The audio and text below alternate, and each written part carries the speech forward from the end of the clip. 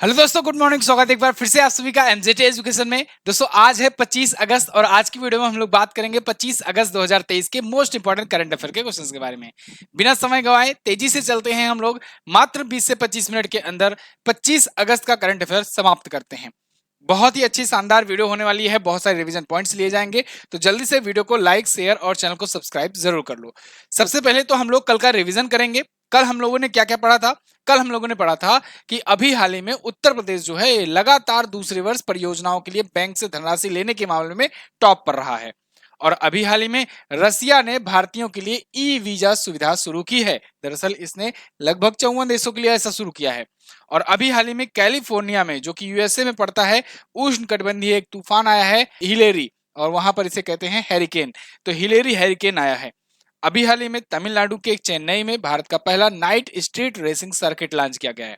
इसके अलावा केनरा बैंक ने पेंशन भोगियों के लिए केनरा जीवन धारा नाम से एक विशेष बचत खाता योजना शुरू की है।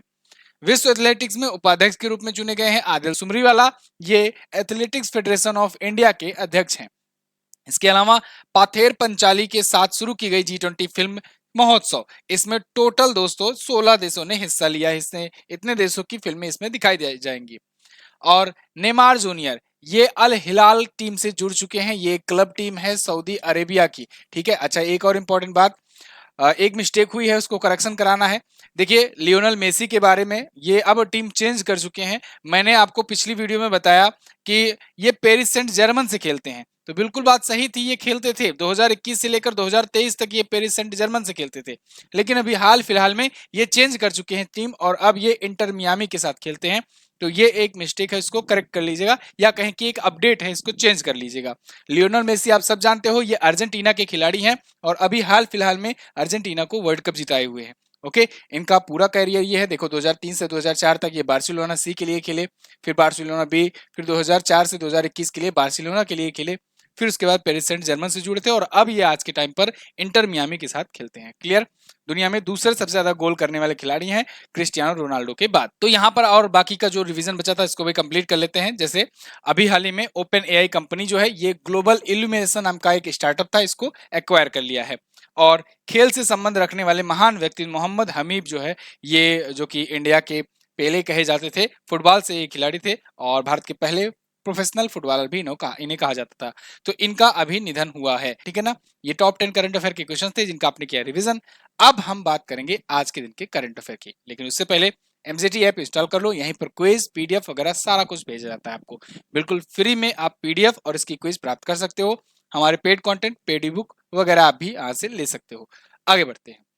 पहला क्वेश्चन, चंद्रमा के दक्षिणी ध्रुव पर पहुंचने वाला दुनिया का पहला देश कौन बना? तो देखिए ये देश है अपना प्यारा भारत। दोस्तों चंद्रमा के साउथ पोल पर आज तक कोई नहीं पहुंचा था। चंद्रमा पर पहुंचने वाले तो 3 देश हैं ऑलरेडी, अमेरिका, चाइना, रसिया पहुंच चुका है, लेकिन साउथ पोल पर जहां पर इस बार चंद्रयान 3 उतरा है, वहां पर आज तक कोई और देश नहीं उतर पाया। बीच में थोड़ी देर के लिए एक संशय बना था, बीच में लूना 25 रसिया ने लॉन्च करके कोशिश तो करी वहां तक पहुंचने की, लेकिन इतना आसान भी नहीं है। तो इसरो जो है वो भारत को गर्व महसूस कराया और एक और रिकॉर्ड बना। उसको मैं हो सकता है कल के वन लाइनर में ले लूं या कल के क्वेश्चन में ले लूं। दुनिया में सबसे ज्यादा किसी एक प्रोजेक्ट या किसी एक चीज को लाइव स्ट्रीम पर देखा गया, 8 मिलियन लोग यानी 80 लाख लोग लाइव देख रहे थे, ये जब लैंड कर रहा था अपना चंद्रयान 3 वहां पर। तो ये एक अद्भुत रिकॉर्ड बना है, विश्व रिकॉर्ड बना है। चलो इसको कल के क्वेश्चन में ले लेंगे। यहाँ पर चंद्रयान 3 के बारे में हम लोग एक बार फिर से बहुत सारी चीजें देख लेते हैं। वैसे तो इस पर मैंने 3 वीडियो आपको दे दी है और एक वीडियो और बाकी है जो मैंने आपसे वादा किया था क्वेश्चन आंसर की, वो हो सकता है आपको आज दिन में मिल जाए। लेकिन मोटा मोटा आप सब कुछ जान लो, ब्रीफ हिस्ट्री। जिनको स्क्रीनशॉट लेना है स्क्रीनशॉट ले सकते हैं। तो भारत बन गया है चंद्रमा के साउथ पोल पर पहुंचने वाला दुनिया का पहला देश। इसरो का मिशन चंद्रयान 3 की अगर बात करें तो ये 14 जुलाई को लॉन्च किया गया था 2:35 पर, और सतीश धवन अंतरिक्ष केंद्र जो कि श्रीहरिकोटा आंध्र प्रदेश में है, वहां से इसे लॉन्च किया गया था। रॉकेट का नाम बहुत इंपॉर्टेंट है, ये आपसे पूछा जाएगा, LVM-3M4। इसे बाहुबली रॉकेट भी कहते हैं। इसी बाहुबली रॉकेट से इसे लॉन्च किया गया था। चंद्रयान 3 में क्या क्या इस बार भेजा गया था? तो देखो इस बार ऑर्बिटर नहीं भेजा गया था क्योंकि ऑर्बिटर चंद्रयान 2 वाला काम कर रहा था अभी भी। तो इस बार propulsion सिस्टम भेजा गया था। अगर दिन में कोई डिटेल वीडियो बनी तो उस पर मैं आपको समझा दूंगा ये क्या है।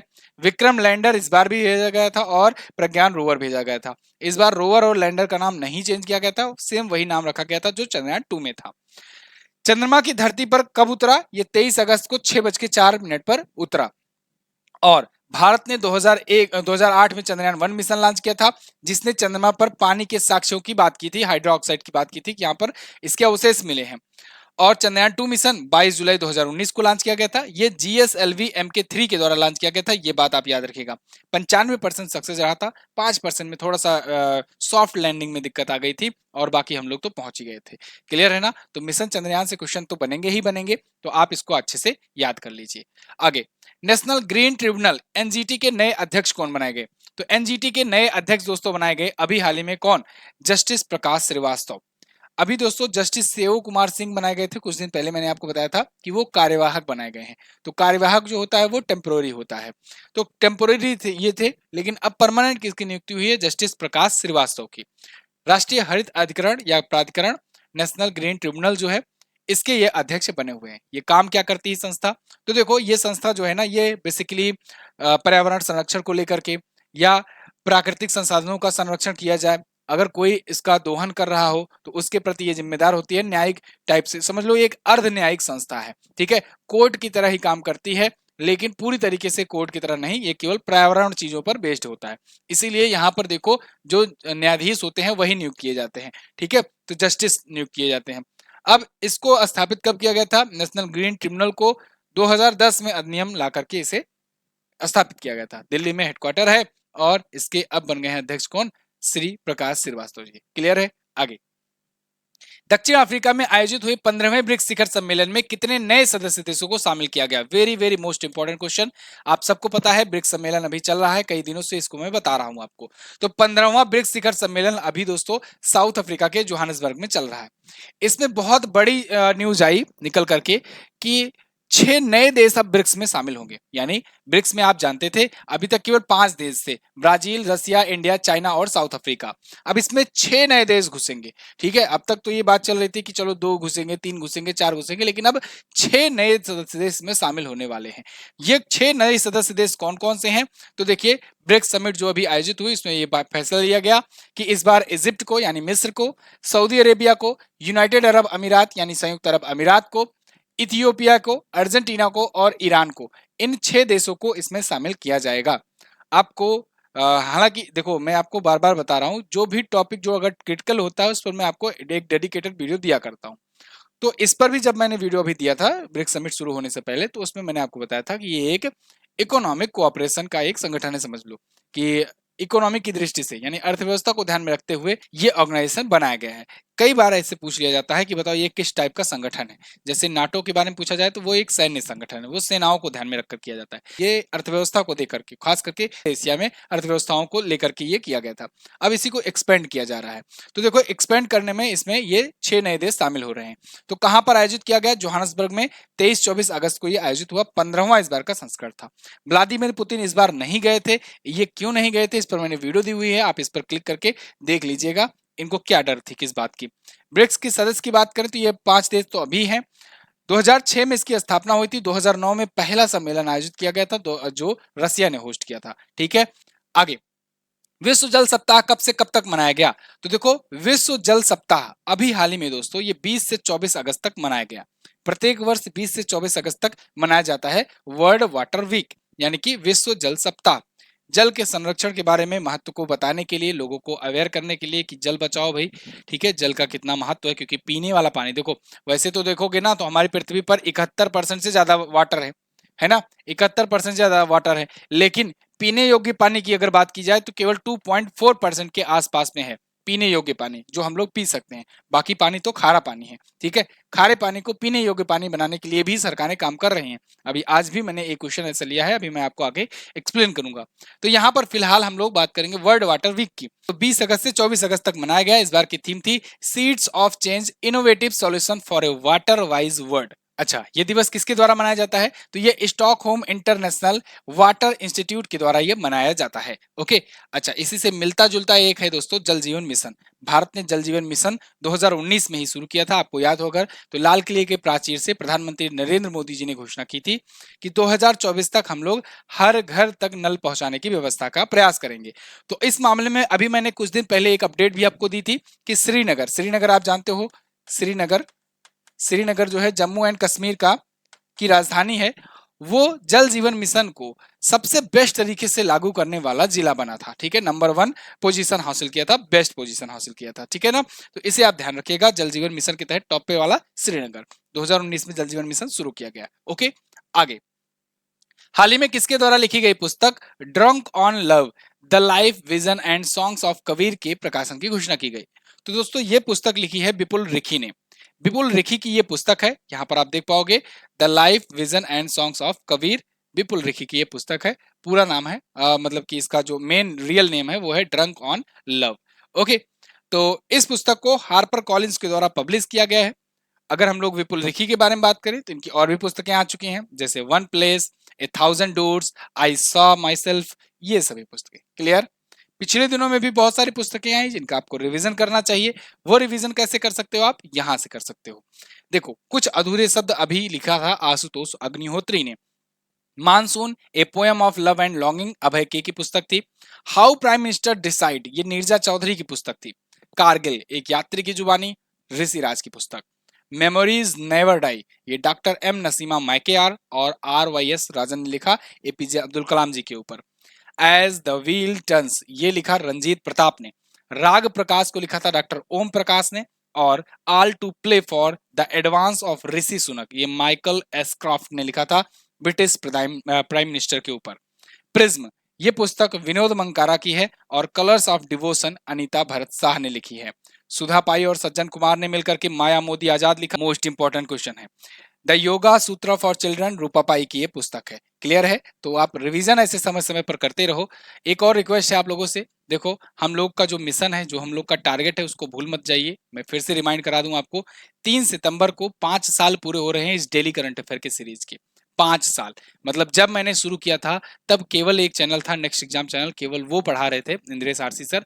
डेली करंट अफेयर केवल वो दे रहे थे। उसके बाद उनके लगभग 8 से 9 महीने के बाद मेरा शुरू हुआ था, और कोई नहीं ऐसा प्लेटफॉर्म था जो डेली करंट अफेयर दे रहा था उस टाइम पर। ठीक है, 2018 की बात मैं कर रहा हूँ। ठीक है, तो तब से यहाँ पर शुरू किया गया है, और ये 3 सितंबर को पूरा होने जा रहा है 5 साल। तो इसके बीच में बहुत सारे उतार चढ़ाव आए, इस वजह से व्यूज भी कम हुए। शुरुआत में काफी ज्यादा जाते थे, फिर बीच में धीरे धीरे कम हुए। लेकिन मैं चाहता हूँ कि इस बार 3 सितंबर को आप सब लोग 20K तक पहुंचा दो। 20K तक ये हमारा टारगेट है। टारगेट देखो हमेशा बड़ा लेकर के चलना चाहिए। हम लोग अगर 20K का प्रयास में चलेंगे, अगर हम लोग 15K पहुंचते हैं, 10K पहुंचते हैं, 12K पहुंचते हैं, जितना भी पहुंचते हैं, एटलीस्ट उसके प्रति हम लोग मेहनत तो करेंगे। एटलीस्ट वो आज की सिचुएशन से ज्यादा तो होगा। तो इसीलिए कुछ लोग जो हमारे शुभचिंतक हैं, जो ये इस बात को लेकर के डर रहे हैं या फिर संशय कर रहे हैं कि ये इतना नहीं पहुंच पाएगा, उनके लिए ये मोटिवेशन होना चाहिए कि देखो पहले कितना जाता था, अब कितना जा रहा है, और आगे हम लोग अगर थोड़ा मेहनत करेंगे तो कहां तक पहुंच सकते हैं। दूसरी बात, अगर हम लोग प्रयास करेंगे ना, अगर आप लोग सब लोग एक एक लोग 10-10 लोगों के पास अगर शेयर करोगे, और उस 10 में से अगर एक एक लोग या दो दो लोग देखना शुरू करेंगे, तो भी ये आराम से 10K से 20K तक पहुंच जाएगा। बस आप लोग को सपोर्ट करना है, अपना चैनल मान करके। आप हमें सपोर्ट करोगे, मेरा मोटिवेशन बढ़ेगा, और मैं आपको और अच्छे से अच्छा कंटेंट देने का प्रयास करता रहूंगा, क्योंकि मेरी जिम्मेदारियां और ज्यादा बढ़ जाएगी। चलिए, तो अगला क्वेश्चन देखते हैं। चुनाव आयोग यानी इलेक्शन कमीशन का राष्ट्रीय आइकॉन किसे बनाया गया? तो दोस्तों नेशनल आइकॉन बनाया गया है सचिन तेंदुलकर जी को। चुनाव आयोग यानी इलेक्शन कमीशन ने डिसाइड किया है कि जो इलेक्शन आने वाला है 2024 का, जो लोकसभा का चुनाव आने वाला है, उसके लिए नेशनल आइकॉन के रूप में सचिन तेंदुलकर को नियुक्त किया जाए। नेशनल आइकॉन क्यों बनाया गया? तो देखो, अगर कोई ऐसा है जो पब्लिक फिगर है, बहुत बड़ा सेलिब्रिटी है, तो सब लोग जानते हैं कि उनको बहुत सारे लोग जानने वाले हैं, पहचानने वाले हैं, और बहुत लोग फॉलोअर हैं जो उनकी बातों को सुनते हैं। तो ऐसे में चुनाव आयोग के पास जो हमेशा से एक प्रॉब्लम रही है कि ज्यादा से ज्यादा मतदान कराने की। ठीक है, तो वो ज्यादा से ज्यादा मतदान कराने के लिए सचिन तेंदुलकर साहब को यहाँ पर बोला गया है कि आप अपनी भाषा में, अपनी लैंग्वेज में बोलो लोगों को, तो आपके जो फॉलोअर हैं वो आपकी बातें सुनेंगे और ज्यादा से ज्यादा मात्रा में आएंगे मतदान करने, यानी वोटिंग करने। तो इसीलिए सचिन तेंदुलकर को इस बार चुना गया है। इससे पहले और अलग अलग सेलिब्रिटीज को चुना जा चुका है। जैसे अगर मैं बात करूं तो अभी पिछले साल पंकज त्रिपाठी को चुना था चुनाव आयोग ने पिछले साल, ठीक है। और उससे पहले अगर 2019 की लोकसभा चुनाव की बात करें तो महेंद्र सिंह धोनी, उसके बाद मैरी कॉम, आमिर खान, इन सबको चुना गया था, ठीक है। ये लोग जो है प्रमोट करें, हो सकता है इस बार अभी सचिन तेंदुलकर के अलावा और भी लोगों को शामिल किया जाए, ठीक है। तो फिलहाल ये चुनाव आयोग के द्वारा चुना गया है। तो हम लोग चुनाव आयोग के बारे में बात करते हैं सीधे। चुनाव आयोग की स्थापना 25 जनवरी 1950 को हुई थी, इसीलिए 25 जनवरी को हम लोग क्या मनाते हैं, राष्ट्रीय मतदाता दिवस, नेशनल वोटर्स डे, मतदाता दिवस मनाते हैं, यानी नेशनल वोटर्स डे मनाते हैं। इसके अलावा मुख्य चुनाव आयुक्त जो है ये है राजीव कुमार जी, और चुनाव आयुक्त दो होते हैं, एक है अरुण गोयल, एक है अनूप चंद्र पांडे जी। देखिए, एक होते हैं चीफ इलेक्शन कमिश्नर और दो उनके इलेक्शन कमिश्नर होते हैं, लेकिन इनकी योग्यताएं बाकी चीजें सब कुछ सेम ही रहता है, बस सीनियरिटी जूनियरिटी ऐसे रहती है, ठीक है। सैलरी भी सेम मिलती है। अच्छा, एक चीज और, चुनाव आयोग जो है ना, ये अनुच्छेद 324 में इसके बारे में कहा गया है, अनुच्छेद 324 में कहा गया है। आप मुझे कमेंट करके बताओगे ये संविधान के किस भाग में पड़ता है, किस पार्ट में पड़ता है इंडियन कॉन्स्टिट्यूशन के, कमेंट करके हमें जरूर बताइएगा। चुनाव आयोग जो है ये एक स्वायत्त संस्था है, इस पर किसी भी सरकार का प्रेशर नहीं होता है, ठीक है। अभी कुछ दिन पहले ही एक मतलब मैंने आपको बताया था कि जब संसद का मानसून सत्र चल रहा था, बहुत सारे बिल लाए जा रहे थे, तो बहुत सारे बिलों में एक बिल ये भी था, जब मैंने आपको बताया था कि चुनाव आयोग के जो मुख्य चुनाव आयुक्त और चुनाव आयुक्त जो होंगे उनकी नियुक्ति की जो प्रक्रिया होगी, उस नियुक्ति प्रक्रिया के लिए जो कमेटी बनाई जाती है, उस कमेटी से सुप्रीम कोर्ट के जो चीफ जस्टिस हैं उनको अब हटा दिया गया है। बताया था ना मैंने, याद होगा आपको, तो ये भी पॉइंट एक ध्यान रखिएगा। चलिए, तो फिलहाल एमजीटी ऐप आप इंस्टॉल करके रखो, वहीं पर पीडीएफ वगैरह मिलेगी। किस बैंक ने all in one iris mobile या कहें IRIS मोबाइल ऐप लॉन्च किया? तो इसे लॉन्च किया है यस बैंक ने। यस बैंक आप जानते हो एक प्राइवेट बैंक है, ये इसने IRIS मोबाइल ऐप लॉन्च किया है, जो कि एक इसका ऑल इन वन ऐप है। ऑल इन वन मतलब क्या होता है, आप सुनते होंगे अक्सर, ऑल इन वन ऐप है, ऑल इन वन है। ऑल इन वन का मतलब क्या, कि इसी एक ऐप में सारे ऑल फीचर्स हैं। ऑल फीचर्स हैं कौन कौन से, चाहे आपको डिजिटल पेमेंट करना हो, चाहे आपको कोई क्वेरी अपनी सॉल्व करनी हो, केवाईसी करनी हो, डेबिट कार्ड अप्लाई करना है, क्रेडिट कार्ड अप्लाई करना है, मतलब बैंक से रिलेटेड जितना भी डिजिटल बैंकिंग सेवाएं हैं सारा कुछ इसमें होगा। तो फिलहाल ये है इरिस, और इरिस पढ़ो चाहे आयरिस पढ़ो इसे, ठीक है। पढ़ने पढ़ने का नजरिया है अपना। आयरिस देखो ये आंख बनी है, तो आयरिस पढ़ो, ज्यादा सही रहेगा। आयरिस जानते हो आंख का एक पार्ट होता है। तो यस बैंक के द्वारा इसे लॉन्च किया गया है। यस बैंक के बारे में अगर बात करें, 2004 में इसे स्थापित किया गया था। राणा कपूर और अशोक कपूर नाम के दो आपसी रिश्तेदारों ने, दोनों साड़ू साड़ू थे, और दोनों ने लॉन्च किया, ठीक है। उसके बाद आगे चल करके क्या हुआ, 2008 में आप जानते हो मुंबई में बम धमाका हुआ था, ताज होटल वाला। तो ताज होटल में अशोक कपूर चाय पी रहे थे, फिर ये वहीं पर निपटा दिए गए, और बचे राणा कपूर। राणा कपूर जो है ये आगे चल रहे थे, फिर 2009 में 2009 या 2012 के आसपास में अशोक कपूर की बीवी ने इन पर केस कर दिया, और वो केस चला काफी दिनों तक। 2015 में राणा कपूर जीत गए केस, और उसके बाद राणा कपूर ही CEO थे। हालांकि 2019 में जब बैंक डूबी और उन पर आरोप लगे, अभी फिलहाल वो भाई साहब जेल में है राणा कपूर। लेकिन 2019 में SBI ने इसके 725 करोड़ शेयर खरीद लिए 7,250 में, यानी 10 रुपए पर शेयर के हिसाब से 2019 में। ये कितना होता है स्टेक, 49% स्टेक होता है। 49% स्टेक इसका आज भी है SBI के पास, ये बात ध्यान रखिएगा। अगर 50% या उससे एक भी परसेंट ज्यादा हो जाता, तब ये बैंक हो जाती सरकारी, इसीलिए SBI ने सिर्फ 49% ही खरीदी। फिलहाल यहाँ पर कुछ और भी ऐप अभी लॉन्च किए गए थे, इनको हम लोग देख लेते हैं। समुद्र ऐप अभी इनक्वाइस के नाविकों के लिए लॉन्च किया गया था। फ्लड वॉच ऐप भारत सरकार ने लॉन्च किया। राजमार्ग यात्रा ऐप ये national highways authority of India ने लॉन्च किया। मृत वृक्ष आंदोलन ऐप असम के मुख्यमंत्री ने लॉन्च किया था, और गूगल ने नोटबुक LM ऐप लॉन्च किया था। जम्मू कश्मीर में मोबाइल दोस्त ऐप लॉन्च किया गया, और केंद्रीय मंत्री पुरुषोत्तम रूपाला जी ने अभी report fish disease app launch किया। राजस्थान सरकार की आई है PCT ऐप। क्लियर है ना? आगे, हाल ही में SBI बैंक ने बोर्ड में कितने डायरेक्टर्स की नियुक्ति की? तो SBI बैंक ने अपने बोर्ड ऑफ डायरेक्टर्स में 4 नए डायरेक्टर्स की नियुक्ति की है। ये 4 नए डायरेक्टर्स कौन होंगे? देखिए, ये 4 नए डायरेक्टर्स में केतन शिवाजी विकासमय, मृगांक मधुकर परांजपे, राजेश कुमार दुबे और धर्मेंद्र सिंह शेखावत जी हैं। तो इनको दोस्तों 3-3 साल के लिए नियुक्त किया गया है। 4 निदेशक, बोर्ड ऑफ डायरेक्टर्स में कोई भी कंपनी हो उसमें बहुत सारे मेंबर्स होते हैं, ठीक है, इसीलिए कहते हैं बोर्ड ऑफ डायरेक्टर्स, यानी डायरेक्टर्स का बोर्ड। लेकिन उसका जो चीफ होता है, मेन चेयरमैन होता है, वो एक ही होता है। तो इसके मेन जो अध्यक्ष हैं बोर्ड ऑफ डायरेक्टर्स में, जो चेयरमैन है कह सकते हैं, वो है दिनेश कुमार खारा जी। SBI आप जानते हो भारत सरकार की सबसे बड़ी बैंक है। ये 1955 में स्थापित हुई थी, मुंबई में इसका हेडक्वार्टर है।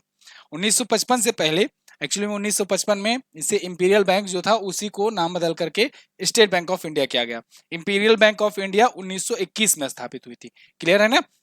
Bank of Maharashtra, bank of Madras, bank of Kolkata को एक साथ मर्ज करके। तो स्टेट बैंक ये हो गया।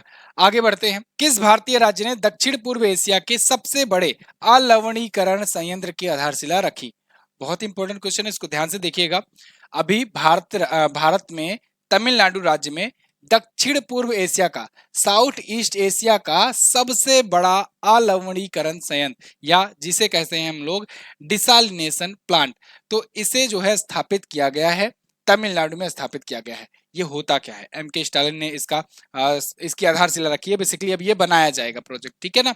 अब ये होता क्या है इसको समझिएगा। देखो, जैसा कि मैंने अभी आपको शुरुआत में बताया कि पृथ्वी पर पीने योग्य पानी जो है वो मात्र 2.4% के आसपास में ही है। बाकी का जो परसेंट पानी है वो खारा पानी है, वो पीने योग्य नहीं है। ठीक है, पृथ्वी पर 71% पानी पाया जाता है, जिसमें से केवल 2.4% ही पीने योग्य होता है। तो अब जो बाकी पानी है ना, वो क्योंकि खारा है, लवणीकृत है, यानी कि वो साल्टी वाटर है, तो उनको साल्टी वाटर से एक प्योर पीने लायक वाटर में चेंज करने का प्रोसेस चल रहा है। इसके लिए प्लांट्स लगाए जा रहे हैं। तो तमिलनाडु सरकार जो है ये जापान की मदद से, जापान की एक कंपनी है जापान इंटरनेशनल कोऑपरेशन एजेंसी, इसके द्वारा ये मदद ले करके 4,276 करोड़ रुपए से ज्यादा का ये प्रोजेक्ट लॉन्च किया है और इसकी आधारशिला रखी गई है। कहां पर? तमिलनाडु के चेंगलपट्टू जिले में। तो मुख्यमंत्री एम के स्टालिन ने इसकी आधारशिला रखी है। ये 400 मिलियन लीटर प्रतिदिन जो है ये चेंज करेगा, यानी कि साल्टी लेक से, खारे पानी से ये पीने योग्य पानी में चेंज करेगा, जिसे कहते हैं डिसालिनेशन प्लांट। ठीक है, डिसालिनेशन प्लांट। तो ये खारे पानी को पीने योग्य पानी में चेंज करेगा। क्लियर है ना? ये एडवांस है और साउथ ईस्ट एशिया का सबसे बड़ा है। अगला, यहाँ पर आप देख पाओगे उसके बारे में, तमिलनाडु के बारे में थोड़ा सा चमक रहा है। ठीक है, कलर इसका नहीं चेंज किया गया। चलिए ठीक है, आगे बढ़ते हैं। आज हम लोग, जिनको स्क्रीनशॉट लेना हो स्क्रीनशॉट ले लें। ठीक है, कल जब अगली बार आएगा तो उसको और डार्क करके लाया जाएगा। आगे, अगस्त 2023 में श्रेथा श्रीविसिन, इनको किस देश का नया प्रधानमंत्री बनाया गया? तो श्रेथा श्रीविसिन जो है ये बन गए हैं थाईलैंड के नए प्राइम मिनिस्टर। ये हैं श्रेथा श्रीविसिन। ठीक है ना? बहुत ही खूबसूरत दिख रहे हैं तो चिकने से। इनको थाईलैंड का नया प्रधानमंत्री बनाया गया है। ये एक्चुअली में है बिजनेसमैन, खास करके प्रॉपर्टी डीलिंग वगैरह के काम करते हैं, और प्रॉपर्टी डीलिंग करते करते ये संसद पहुंच गए, वहां भी डीलिंग कर लिए, प्रधानमंत्री बन गए। तो 60 वर्षीय श्री विसिन जो है, इनको संसदीय मतदान में जीत मिली है, 2/3 समर्थन मिल गया है इनको। ठीक है, थाईलैंड की बात करें तो बैंकॉक राजधानी है और मुद्रा इसका थाई बहत होता है। मैप में अगर आप देखना चाहोगे तो ये रहा वर्ल्ड मैप, और यहाँ पर है अपना प्यारा भारत। यहाँ से अगर आप आओगे इधर म्यांमार को छोड़ते हुए, उसके बाद इधर बैंकॉक को थोड़ा सा जूम करते हैं तो मजा आएगा। यहाँ पर अगर आप आओगे, यहाँ पर दिख रहा होगा आपको थाईलैंड, ये है थाईलैंड। थोड़ा जूम में करके आप इधर देख सकते हो थाईलैंड। ठीक है ना? ठीक है ना? चलिए, तो ये थी आज के दिन के टॉप 10 करंट अफेयर के क्वेश्चंस। आई होप आपको वीडियो आई होगी पसंद। टेलीग्राम ग्रुप ज्वाइन कीजिए, यहाँ पर भी बहुत सारी इन्फॉर्मेशन, वीडियो के लिंक, पीडीएफ और इसके बाद ऑनलाइन जो वन लाइनर नोट्स होते हैं, ये सारी चीजें भेजी जाती हैं। आप एमजेटी एजुकेशन सर्च करके ज्वाइन कर सकते हो ग्रुप को। अगर हम लोग बात करें लास्ट डे के क्वेश्चंस की, कल मैंने पूछा था आईसीसी का हेडक्वार्टर कहाँ है। बहुत ही इजी क्वेश्चन था, दुबई में ये स्थित है। ठीक है ना? आईसीसी का हेडक्वार्टर कहाँ पर है? दुबई में है। इसके अलावा किस लोक नृत्य का संबंध उत्तर प्रदेश से है? तो ये देखो, चरकुला, धोबिया, नौटंकी, ये सभी जो है उत्तर प्रदेश में होती है। आज आपसे पूछा गया है हेनले पासपोर्ट इंडेक्स में दुनिया का सबसे शक्तिशाली पासपोर्ट आज के टाइम पर कौन है? बहुत ही आसान क्वेश्चन है, आपको कमेंट करके बताना है। वर्तमान में भारतीय एथलेटिक्स फेडरेशन के अध्यक्ष कौन है? दोनों ही क्वेश्चन इजी है। दोनों के बारे में अगर डिटेल्स लिख पाओ आप तो डिटेल्स जरूर लिखा करो। डिटेल्स जो लिखेगा उसको मैं दूंगा हार्ट। ठीक है, तो आप डिटेल्स जरूर लिखा करो। थैंक यू सो मच यहाँ तक वीडियो देखने के लिए। एमजेटी ऐप इंस्टॉल कीजिए, यहीं पर आपको सारी जानकारियां, पीडीएफ वगैरह सब कुछ मिलेगी। मैं मिलूंगा आपसे अगले दिन की वीडियो में, तब तक के लिए नमस्कार, जय हिंद, वंदे मातरम।